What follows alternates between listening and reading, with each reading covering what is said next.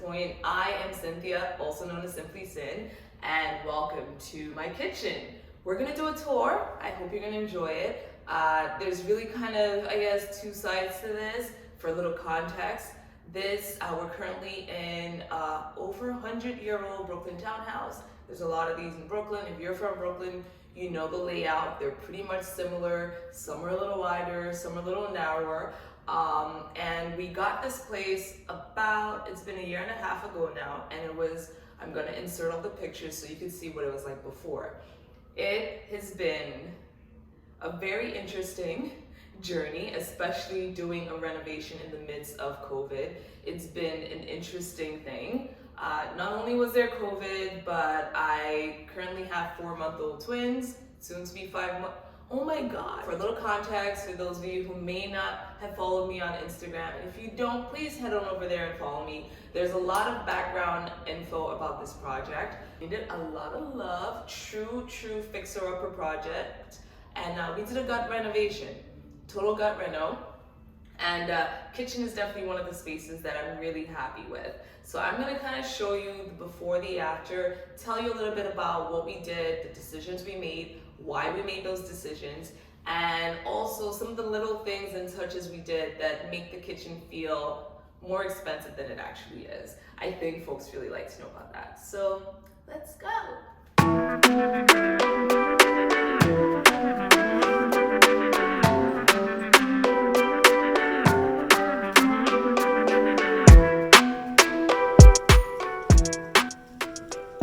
Our townhouse is actually, in terms of what you find in Brooklyn real estate market, is definitely on the narrower side at 18 feet wide.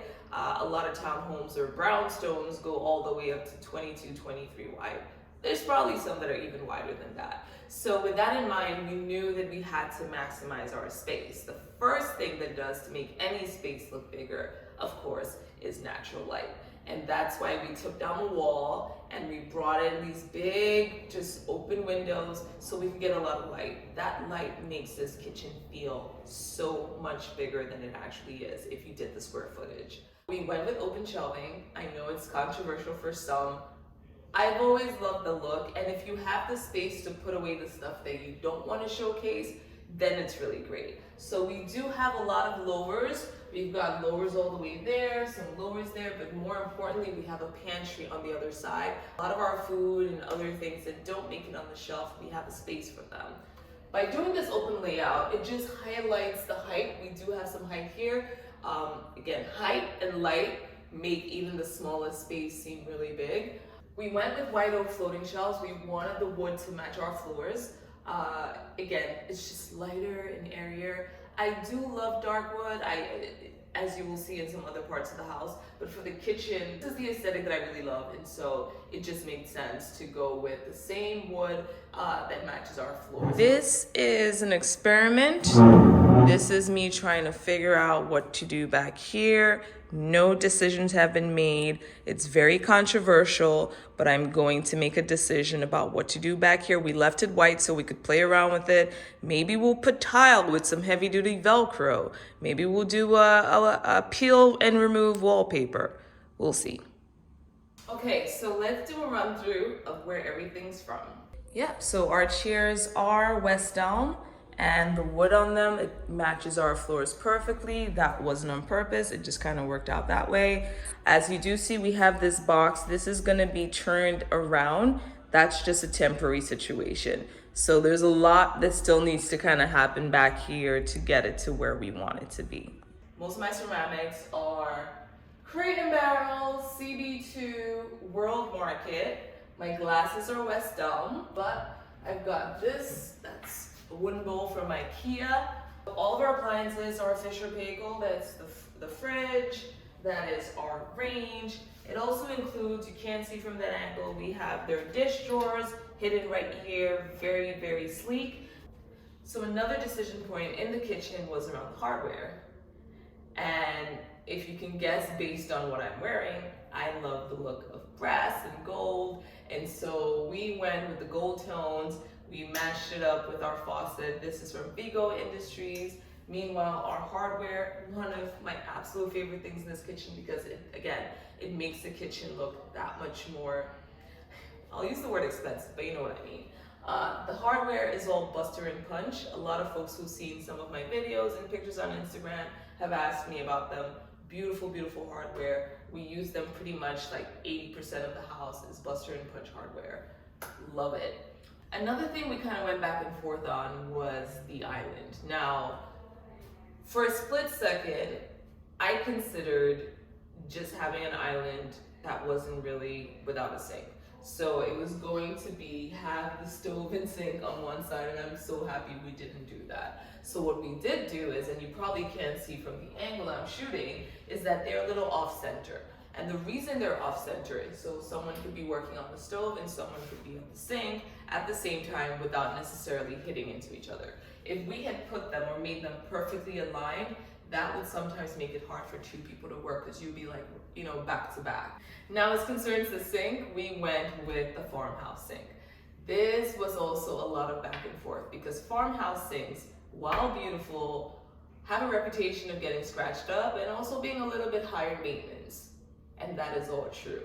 So I would just say, you know, we got this one from Vigo, very well priced. I would say consider if you like farmhouse sinks, just do your research, do your homework for a well-priced one, because I can imagine that if you spend way too much money and then you realize like, oh, you know, it does scratch up, it does stain, you have to clean it, you may get a little upset. But for us, it's worth it, not just because of the aesthetic of the sink, but also because with the twins, they tend to take their baths in here.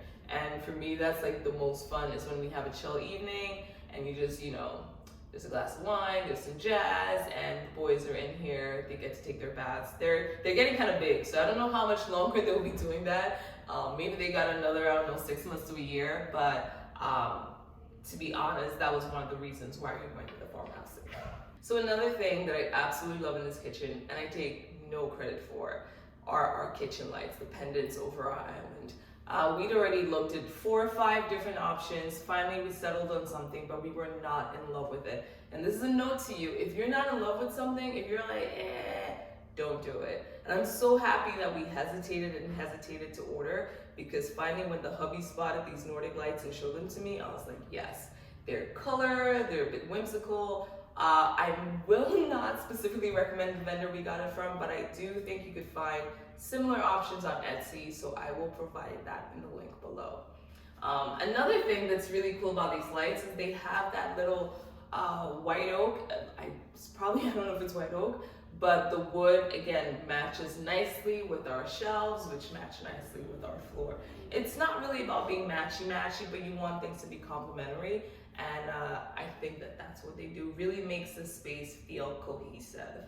We've been living in this kitchen for about 2 months now, and a good thing about living in a space before you do too much to it is you start to get a feel for like how you move in a space, what you reach for, what you need. So I always love a fruit bowl in the kitchen. It adds color. I got this bowl from I think this is, crap, where's this from? Oh, this is from Target. This is the Magnolia, it's a Magnolia bowl, and I love it for the size. It's not too big, it's just a great size to fit. This is about a week and a half worth of citrus. I also wanted a dark bowl just for the contrast against the quartz. So we have our little fruit bowl. Another thing we made sure was to keep the stuff we use all the time within arm's length. That's our glasses, plates, coffee cup, bowls. We're a small household. This is really what we reach for most of the time. I got some cookbooks to inspire me. Also, they just add a little color. So I love having those around. I have not used them yet, full disclosure, but I do hope that they will inspire me when I'm looking to make something. So gotta have a toaster. We do a lot of bread, so there's a lot of toast.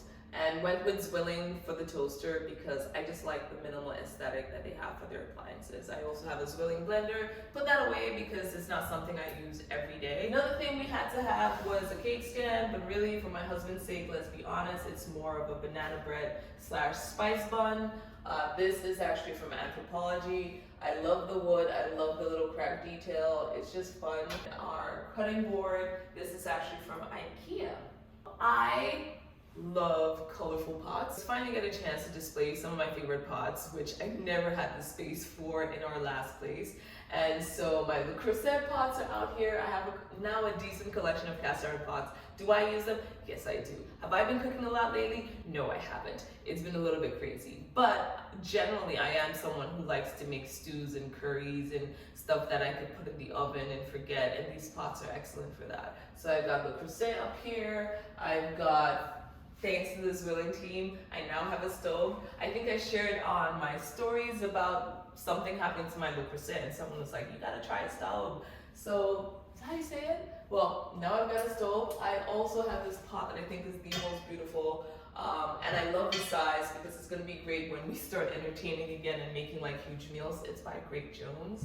I just love it, it's so pretty. Look at this pot. No, seriously, look at this pot. It's by Greg Jones. I just love it.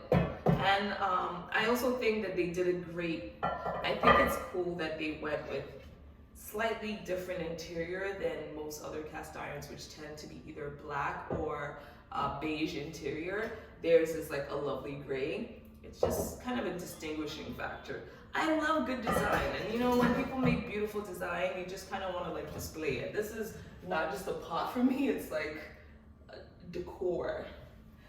I have to showcase this picture. Honestly, the only reason I got this picture was just look at the color on this. The blue and the yellow. This was from Anthropology. Have I used it? No, it's just been sitting there like decor. It's not a bad thing, but it's just such a pretty picture. It's so pretty. I think it's so pretty. Yeah, I got a tippy toe. We have a ladder to get up all the way top. So all the way up top is from Pottery Barn.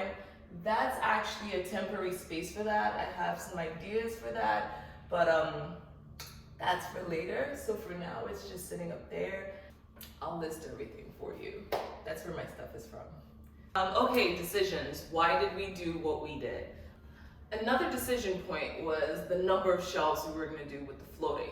We could have just gone for 2 and then had the top be completely open. But honestly, there's so much I wanted to put on display in terms of some of the pots that I love, in terms of some of the ceramics that I really care about. So I'm happy that we decided to go with 3 levels.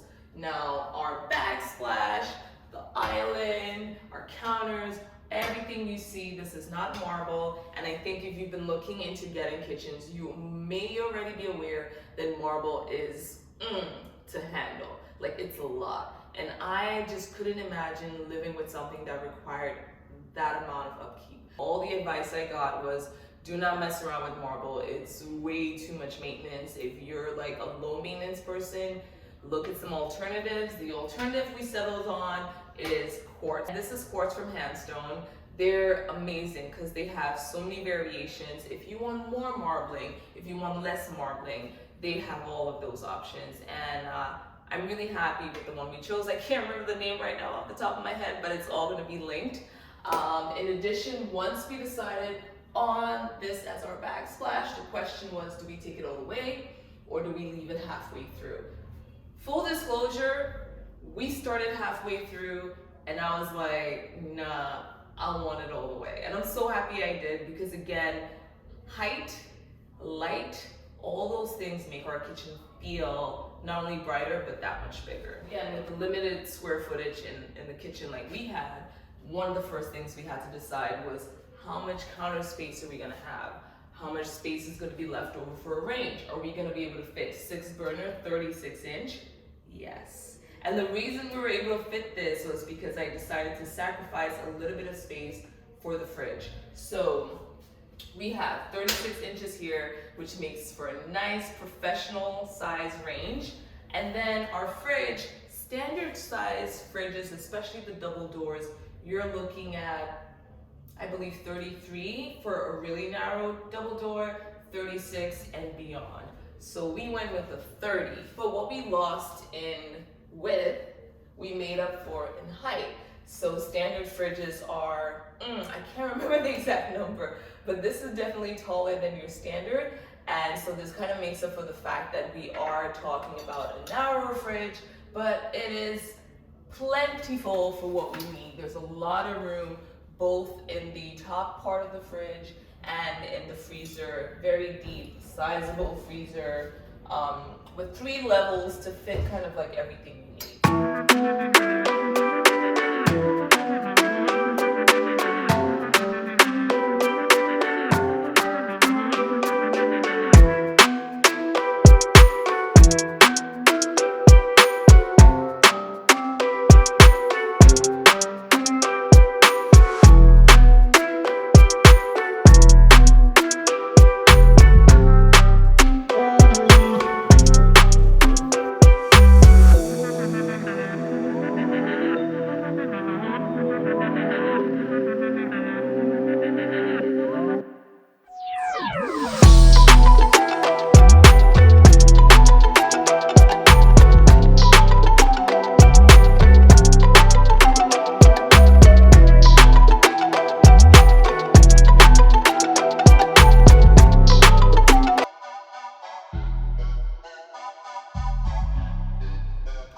Okay, so that's it. That's the kitchen. At least that's where we are right now. I do hope to make a few more changes and edits to the space. If you have any questions, comments, feedback, please do drop that in the comment box below. Really happy you joined me for this tour. I hope you stay tuned. More than anything, I do hope you like and subscribe, because that's really the nice thing to do. So yes, please do subscribe. Also, if you have any friends or folks that are interested in this kind of content, it would be even nicer if you shared this with them. That's it for now.